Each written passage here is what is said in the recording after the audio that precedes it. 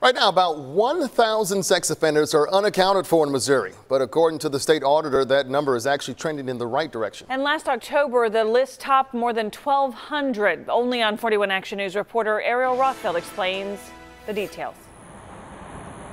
Kevin and Chris said the auditor credits local law enforcement for cracking down, but warns this has to continue in order to keep kids here safe.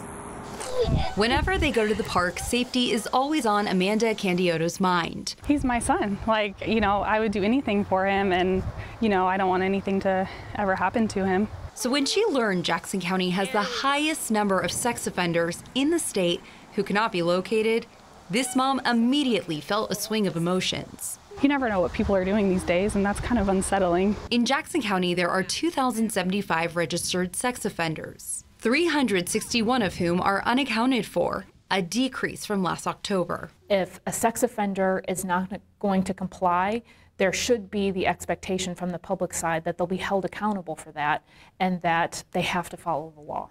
A new report released by the state auditor reveals law enforcement is now issuing more warrants for offenders when they fail to register or check in. And they're cracking down. Sheriff's Office. Dedicating more resources towards making sure they know where registered sex offenders are, which is helping keep the number of non-compliant sex offenders down.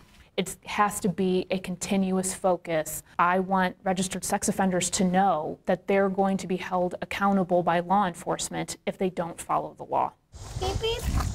And Amanda Candioto does too. We're constantly going out to parks and out in the public, and I try to be aware and be mindful of people around me, but kids are kids and they want to play and have fun. Jackson County Sheriff Daryl Forte tells me, although the numbers are trending in the right direction, the department is still not satisfied and will continue to change its enforcement methods to improve. Reporting live in Jackson County tonight, Ariel Rothfield, 41 Action News. All right, thank you, Ariel. Two new Missouri laws are also having an impact.